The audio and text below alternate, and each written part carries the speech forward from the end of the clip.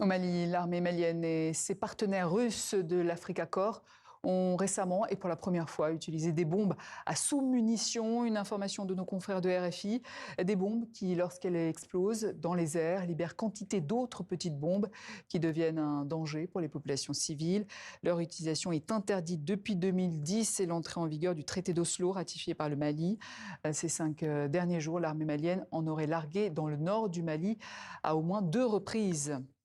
Et c'est dans ce contexte d'opération dite de sécurisation du Mali que les témoignages de Maliens ayant fui les combats et les exactions des soldats et des paramilitaires russes se multiplient, notamment non loin de la frontière, comme vous allez le voir dans ce camp de réfugiés en Mauritanie. Antoine Delpierre, Véronique Pérez, et c'est le choix de la rédaction. En Mauritanie, l'histoire de ce camp est intimement liée aux soubresauts de la guerre qui meurtrit le nord du Mali voisin.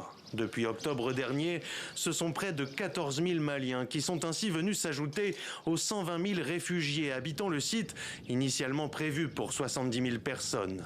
Parmi eux, cette femme qui souhaite se faire appeler Sherifa pour des raisons évidentes de sécurité.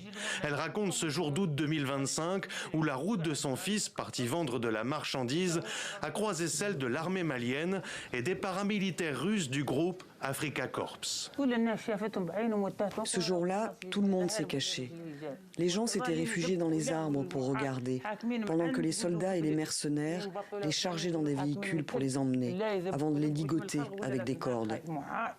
D'après les témoins qui lui ont rapporté la scène, les soldats et paramilitaires russes ont ensuite décapité leurs prisonniers avant de mettre le feu à leurs marchandises. Je ne peux pas supporter qu'il soit mort d'une manière aussi abominable, la gorge tranchée au couteau, sans que j'aie pu le voir une dernière fois. Il n'y a pas de souffrance plus grande. Les combats qui opposent depuis près de 15 ans Bamako aux djihadistes et aux rebelles autonomistes provoquent ici l'arrivée par vagues successives de réfugiés, notamment des personnes issues des communautés Peul et Touareg, soupçonnées de grossir les rangs de ceux que les autorités maliennes considèrent comme des terroristes. Depuis que l'armée d'Assimi Goïta a fait appel en 2021 à la milice Wagner, devenue depuis une entité sous tutelle du ministère russe de la Défense, l'Africa Corps, les récits de leurs exactions se sont multipliés.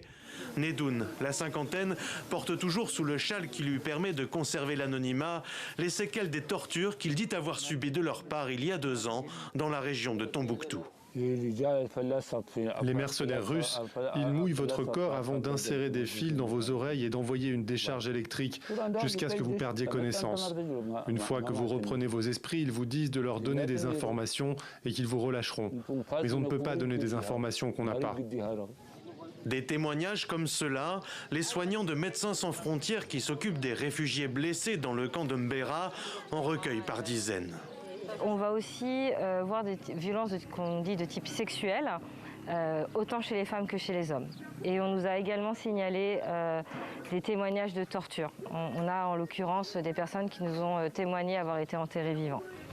Nedoun sera finalement libéré moyennant, confie-t-il, une rançon de 310 000 francs CFA avant de prendre la route vers cette région mauritanienne du Haut El Chargui où on estime à 300 000 le nombre de réfugiés fuyant les belligérants de tous bords au Mali.